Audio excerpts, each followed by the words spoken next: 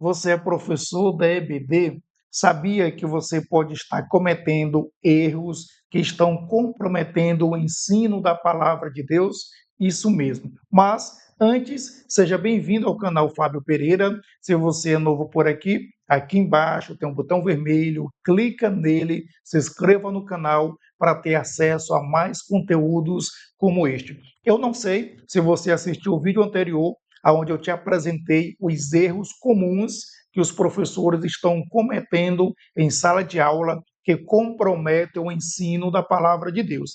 Se você não assistiu, eu vou deixar aqui embaixo para você assistir, porque nesse vídeo eu quero te apresentar o que fazer para evitar que esses erros sejam cometidos. Se você é superintendente da EBD, percebe que precisa investir na tua equipe de professores, eu posso te ajudar. Aqui embaixo eu vou deixar o meu contato para você falar comigo. Inclusive, esse conteúdo que você vai assistir agora faz parte de uma mentoria online para professores da EBD.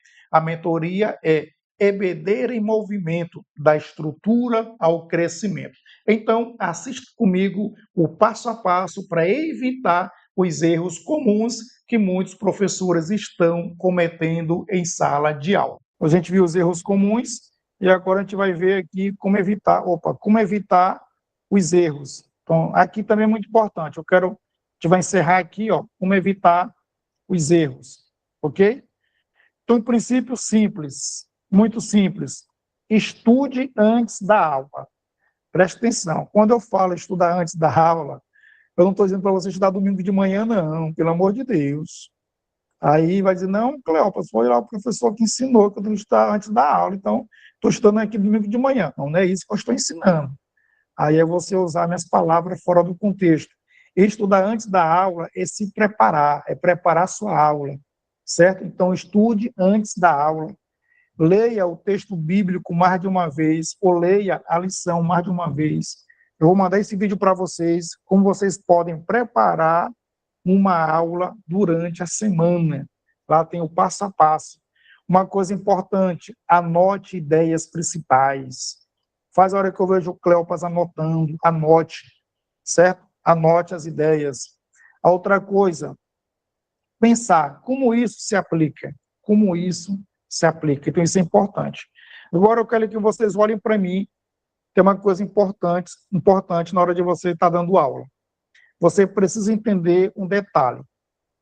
Os teus alunos, eles podem ser visuais, eles podem ser auditivo ou sinestésico, certo?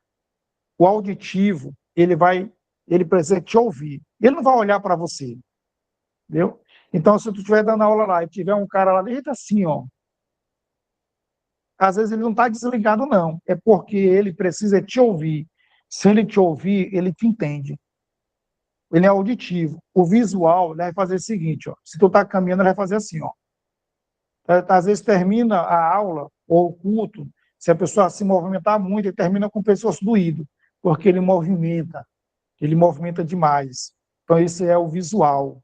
Então, você precisa entender se o teu aluno é visual ou se é auditivo, porque se ele for auditivo, você vai pensar que ele está desprezando a tua aula e, na verdade, não está, porque para ele é importante ouvir. Então, esses são os princípios simples, tá bom? E é importante que você saiba que tipo de aluno você tem lhe ouvindo, ok? Então, sempre estudantes da aula, leia o texto bíblico mais de uma vez, anote ideias principais, pensar como isso se aplica. A mesma coisa para a lição, certo? Leia a lição, leia as referências bíblicas, anote as ideias principais, porque ali vai ser aplicações que você pode fazer, e pergunta como é que você pode aplicar isso para os dias atuais. Então, esses são os princípios. Nós vamos ver aqui os métodos, tá? Eu coloquei aqui métodos simples. O primeiro é ler, tá? Isso aqui é ler. Quando eu falo ler, eu não falo de passar a vista. Eu não sei se vocês conhecem, mas o Cleopas conhece aquelas máquinas chamadas máquina de datilografia, que o cara fazia dedo aqui, fazia calo na ponta do dedo de bater. Quando o cara ia batendo lá, né, digitando, ela passava. Aí tem uma alavanca que você pega e puxa. Aí ela ficava mais ou menos assim, ó. Olha pro meu rosto, ficava assim, ó.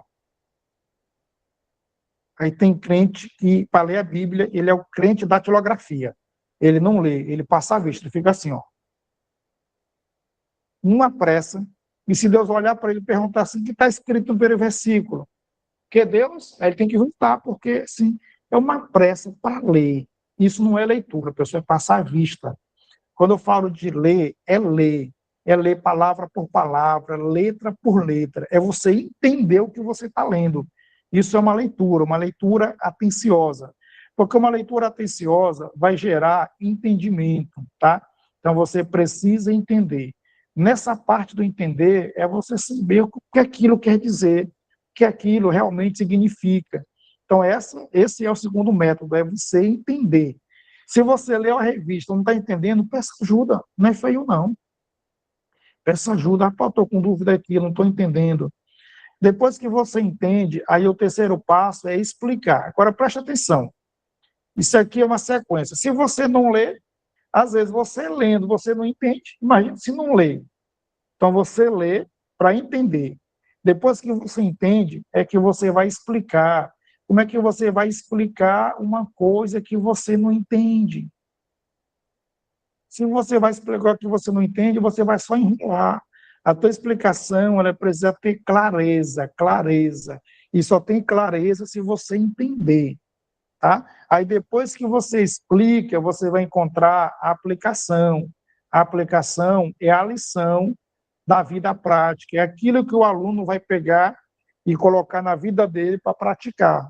É o que ele vai sair da EBD dizendo, eu preciso fazer isso aqui. Então, meus professores, o que eu estou mostrando aqui para vocês? Eu estou mostrando os princípios bíblicos, tá? Para evitar os erros. Aqui são os princípios simples, são 4. E aí, ó, aqui, ó, você vai precisar praticar esses princípios e você vai precisar praticar esse método, que é um método simples. Ler, entender, explicar e aplicar. Certo? Ler, entender, explicar e aí aplicar. Então, eu botei aqui ó, uma mini demonstração, tá? De leitura, explicação e aplicação. Eu fiz isso aqui no início da aula para vocês. Qual foi a leitura? Mateus 6:33. Qual foi a explicação?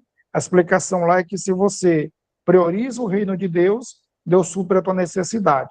Então, o texto lá não está escrito as demais coisas.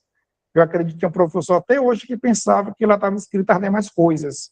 E aí gerava uma interpretação errada, uma interpretação do achismo, quando a interpretação correta, tá, é que se eu priorizar o reino de Deus, Deus supra a minha necessidade, porque o texto diz todas estas coisas, e estas coisas é comer, beber e vestir. Então eu fiz a explicação, eu interpretei o texto, tá, e eu expliquei para vocês. E qual foi a aplicação? É que se o Cleópas priorizar o reino de Deus, Deus não vai dar tudo o que ele quer, mas Deus vai suprir o que ele precisa para viver. Então, eu fiz aqui uma aplicação, uma demonstração. A outra que eu fiz foi com Jó 41:22, certo? Que a nossa irmã leu. Então, eu fiz lá, nós fizemos leitura, eu expliquei e tem aplicação. Fiz também do Salmo 101, verso 5. Salmo 101, verso 6, que nós fizemos. Lemos o texto, fiz a explicação e a aplicação, tá? Que os fiéis da terra, os meus olhos procuram os fiéis da terra, não é Deus falando, é Davi falando. E a aplicação é que eu devo buscar a orientação de Deus para tomar decisões importantes. Então, eu fiz essa demonstração para vocês durante a aula, para vocês, né? Ah, ele estava fazendo isso.